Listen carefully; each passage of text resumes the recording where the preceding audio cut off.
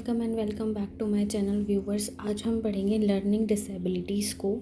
ठीक है, और इसमें हम वेरियस लर्निंग डिसेबिलिटीज़ को समझेंगे, उनके कॉजेज़ को समझेंगे, करेक्टरिस्टिक्स क्या हैं, टाइप्स क्या हैं, और क्लासरूम में क्या स्ट्रेटजीज़ आप अपना सकते हो, क्या ट्रीटमेंट और रिमेडियल मेज़र हो सकता है इन लर्निंग डिसेबिलिटीज़ का, ये हम समझेंगे। ये आपके ना जो है बीएड पॉइंट ऑफ व्यू से बहुत ही इम्पॉर्टेंट है, और ये आपका यूनिट फर्स्ट में एक टॉपिक भी है। ठीक है, तो हम इसको समझते हैं। सबसे पहले हम देख लेते हैं कि मीनिंग क्या है आखिर लर्निंग डिसेबिलिटीज़ का।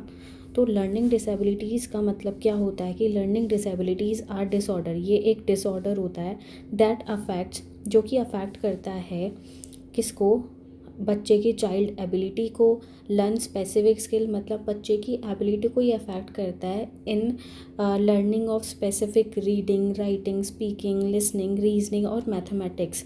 ठीक है, इन सब में बच्चे को ये अफेक्ट करता है। और मतलब जो नॉर्मल बच्चे कर लेते हैं, जो नॉर्मल से अबव बच्चे कर लेते हैं ना, ये सारी चीज़ें, पर जो जिन बच्चों को लर्निंग डिसेबिलिटी होती है ये वो आसानी से नहीं कर पाते हैं, वो बच्चे आसानी से नहीं कर पाते। और जो बच्चा आसानी से इन रीजनिंग को, मैथमेटिक्स को, सिंपल सम्स को भी नहीं कर पा रहा है, तो हम ये कहेंगे कि हाँ, उसे कहीं ना कहीं कोई लर्निंग डिसेबिलिटीज़ है। ठीक है, फिर आता है हमारा कॉजेज़ क्या है आखिर। तो सबसे पहले कॉज है हमारा न्यूरोलॉजिकल।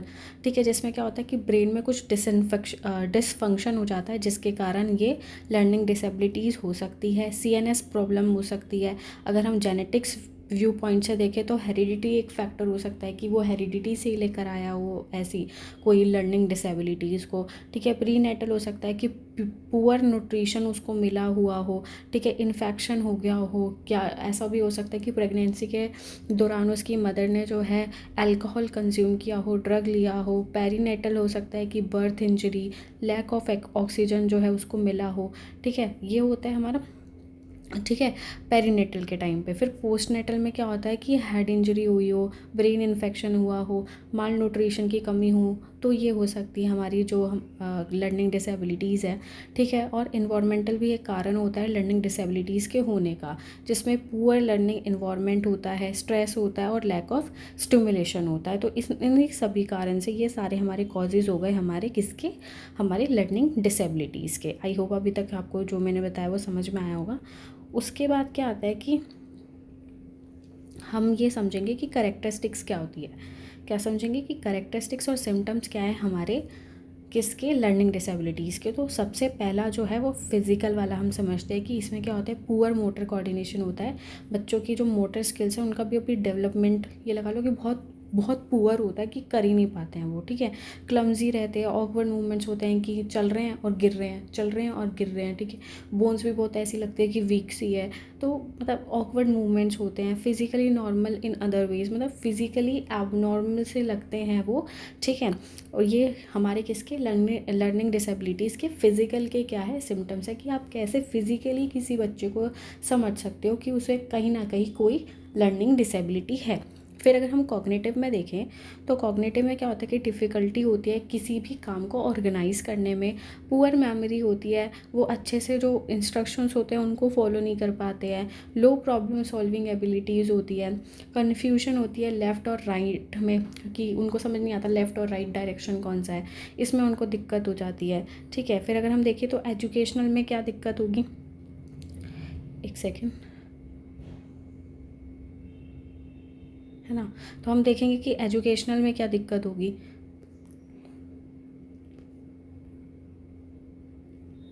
है ना। तो इसमें क्या होता है कि हमारा पुअर रीडिंग होता है, राइटिंग एंड मैथ्स, मतलब पुअर रीडिंग होती है राइटिंग में, राइटिंग भी अच्छे से नहीं कर पाते वो, मैथ्स अच्छे से नहीं कर पाते वो बच्चे जिनको लर्निंग डिसेबिलिटी होती है। रिवर्सिंग लेटर नहीं समझ पाते, रिवर्सिंग लेटर कैसे, मैंने लिखा कैप, है ना। और मान लो कि अगर हमने किसी बच्चे को जंबल वर्ड्स दे दिया और वहाँ पे लिखा हुआ है कि ऐसे PCA ऐसे लिख दिया, है ना, इस तरीके से कहीं लिख दिया है, तो वो समझ नहीं पाएगा, मतलब वो जंबल वर्ड्स को नहीं समझ पाएगा। ये इसमें दिक्कत हो जाती है। और बल्कि ये तो शुरुआत से ही बच्चे को सिखाए जाते हैं, तो मतलब वो जो है ना, रिवर्सिंग ऑफ द लेटर्स को नहीं समझ पाता वो बच्चा। ठीक है, जिनको लर्निंग डिसेबिलिटी होती है। आगे देखते हैं। उसके बाद आता है कि मिस और रिपीट लाइंस वाइल रीडिंग, ठीक है। वो जब कुछ चीज़ पढ़ रहे होते हैं तो किसी शब्द को जो है वो रिपीट कर देते हैं, किसी शब्द को जो है मिस कर देते हैं। स्लो लर्निंग स्पीड होती है उनकी। अगर हम बिहेवियरल में देखें, बिहेवियरल जो उनके क्या कहते हैं सिम्टम्स होते हैं वो कैसे होते हैं कि वो हाइपर एक्टिव होते हैं, इनअटेंटिव होते हैं, ईजिली डिस्ट्रैक्ट हो जाते हैं, इम्पल्सिव होते हैं, लो कॉन्फिडेंस उनके अंदर होता है, इमोशनली इम्बैलेंस होते हैं, ठीक है। कम्युनिकेटिव कैसा होता है कि पुअर स्पीकिंग स्किल्स होता है, ठीक है। वीक वोकैबुलरी होती है उनकी, डिफ़िकल्टी होती है उन्हें अपने आप को एक्सप्रेस करने में, ट्रबल होती है अंडरस्टैंडिंग में किसी के भी इंस्ट्रक्शंस को, ठीक है। तो ये सारे कारण हो गए हमारे, मतलब करेक्टरिस्टिक्स लगा लो, सिम्टम्स, कारण तो नहीं कहेंगे, सिम्टम्स और करेक्टरिस्टिक्स है कि कैसे आप किसी बच्चे को इन सभी फिज़िकली, कॉग्निटिव, एजुकेशनली तरीके से कैसे किसी बच्चे को आप समझ सकते हो कि उसे कोई लर्निंग डिसेबिलिटी है या नहीं है, ठीक है। और फिर इसके बाद अगर हम देखें तो हमारा फोर्थ टॉपिक जो है ये है कि टाइप्स को देख लेते हैं। तो सबसे पहले आता है डिसलेक्सिया। डिसलेक्सिया हमारा रीडिंग डिसेबिलिटी होता है, जिसमें डिफ़िकल्टी होती है रीडिंग में, वर्ड रिकॉग्निशन में, प्रोनंसिएशन में, कॉम्प्रीहेंशन में, उस शब्द को समझने में, रीड्स रॉन्ग वर्ड, गलत वर्ड्स को वो पढ़ लेते हैं, रिवर्स जो लेटर्स होते हैं मतलब रिवर्सिंग ऑफ द लेटर में उनको दिक्कत आती है, स्लो रीडिंग होती है। अगर हम डिस्ग्राफिया की बात करें तो ये राइटिंग डिसेबिलिटी है, जिसमें डिफ़िकल्टी होती है राइटिंग में, स्पेलिंग में, ऑर्गेनाइजिंग रिटन वर्क में, अच्छे से नहीं कर पाते वो रिटन वर्क को, ठीक है। उनकी बैड हाइट राइटिंग होती है, लेटर रिवर्सल में प्रॉब्लम आती है। तो ये देखो, लेटर रिवर्सल दोनों में ही है, डिसलेक्सिया में और डिस्ग्राफिया में, बस उसमें बोलने में है, मतलब रीडिंग में है और इसमें लिखने में है।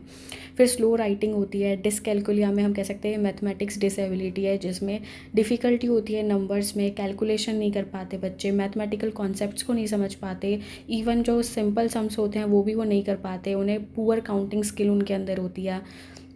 डिस्फेजिया क्या होती है, एक लैंग्वेज डिसेबिलिटी होती है, जो कि डिफ़िकल्टी होती है इन अंडरस्टैंडिंग लैंग्वेज में, वो अच्छे से किसी चीज़ को स्पीक नहीं कर पाते, बोल नहीं पाते, पुअर सेंटेंस फॉर्मेशन उनका होता है, कम्युनिकेशन में उनको प्रॉब्लम आती है। डिस्प्रैक्सिया एक मोटर डिसेबिलिटी है, जो कि हमारे मूवमेंट में, कोऑर्डिनेशन में, मोटर प्लानिंग में दिक्कत होती है, पुअर बैलेंस होता है, डिफ़िकल्टी होती है उनको ड्राइंग बनाने में, राइटिंग में, क्लमजी उनके मूवमेंट्स होते हैं। तो जब आप इसको लर्निंग डिसेबिलिटी को ऐसे एक्सप्लेन करोगे ना, तो आप यहाँ से भी बता सकते हो। मतलब सबसे पहले जब एग्ज़ाम में आप इसको अटेम्प्ट करोगे तो मीनिंग बताना, फिर कॉजेज़ बताना, 2-3 बता देना इसमें से, फिर करेक्टरिस्टिक्स बता देना, ठीक है। और अगर आप करेक्टरिस्टिक्स ऐसे ही लिखोगे ना कि फ़िज़िकल में कौन सी होती है, कॉग्निटिव में कैसी है, तो और अच्छे मार्क्स मिलेंगे। फिर आप एक्सप्लेन कर देना टाइप्स ऑफ लर्निंग डिसेबिलिटी, और वो होती मतलब क्या क्या सिम्टम्स है। सिम्टम्स ही तो है, डिसलेक्सिया क्या है, रीडिंग डिसेबिलिटी, और उसमें हमें क्या क्या देखने को मिलेगा। हम कैसे पहचानेंगे किसी बच्चे को कि उसे डिसलेक्सिया है, क्योंकि हम कैसे पहचान पाएंगे कि भाई वो डिफ़िकल्टी हो रही है उसको रीडिंग में, वो जो रिवर्सल ऑफ वर्ड्स है वो नहीं समझ पा रहा, गलत प्रोनाउंसिएशन उसकी है। तो ये सब कारण होते हैं। तो आप लिखोगे तो अच्छे, मतलब यू गेट इनफ एंड अच्छे मार्क्स इन योर एग्ज़ाम, ठीक है। आगे हम फिफ्थ देखें कि आइडेंटिफिकेशन प्रोसेस क्या होगा। तो स्टेप 1 होता है ऑब्जर्वेशन का, कि टीचर ऑब्जर्व करेगी रीडिंग को, बच्चे के राइटिंग बिहेवियर को, लर्निंग डिफ़िकल्टीज़ को। इंटेलिजेंस टेस्ट कंडक्ट करवा सकती है कि बच्चे का IQ क्या है, लर्निंग लेवल क्या है उस बच्चे का। सब्जेक्ट वाइज असेसमेंट करवा सकते हैं कि किस एरिया में उसको डिफ़िकल्टी हो रही है, हो सकता है किसी और एरिया में, किसी और सब्जेक्ट में उसको डिफ़िकल्टी ना हो, ठीक है। साइकोलॉजिकल टेस्टिंग करवा सकती है उनका, इमोशनल बच्चे का और ब्रेन रिलेटेड जो प्रॉब्लम्स होती है वो जो टीचर है वो टेस्ट कर सकती है, ठीक है। उसके बाद ट्रीटमेंट को देख लेते हैं। तो बिहेवियर गाइडेंस हो सकती है कि इम्प्रूव करना है क्लासरूम इन्वायरमेंट को, ठीक है। अगर लर्निंग डिसेबिलिटी जैसे बच्चे को कुछ भी लगा लो, कोई सी भी डिसेबिलिटी है, तो अगर तो आप क्या कर सकते हो, बिहेवियरल गाइडेंस दे सकते हो, आप क्लासरूम इन्वायरमेंट अच्छा सा क्रिएट कर सकते हो, उधर बच्चों को समझा सकते हो कि मतलब ऐसा नहीं कोई बच्चा किसी को बुली कर रहा है, तो मतलब क्लासरूम ऐसा इन्वायरमेंट आपको क्रिएट करना है जो कि बच्चे को अच्छा लगे, कि वो उसको वेलकमिंग एक बिहेवियर होना चाहिए बाकी बच्चों का भी, ताकि उन बच्चों को जिनको लर्निंग डिसेबिलिटी है उसे बुरा ना लगे और वो डेली स्कूल भी आए, ठीक है। एंकरेज करना है पॉजिटिव बिहेवियर को, अगर वो कुछ अच्छा कर रहा है तो आपको उसको पॉजिटिवली मतलब रिइंफोर्स करना है, ठीक है, ताकि वो उसका जो बिहेवियर है, जो अच्छा बिहेवियर है, वो दोबारा से आए।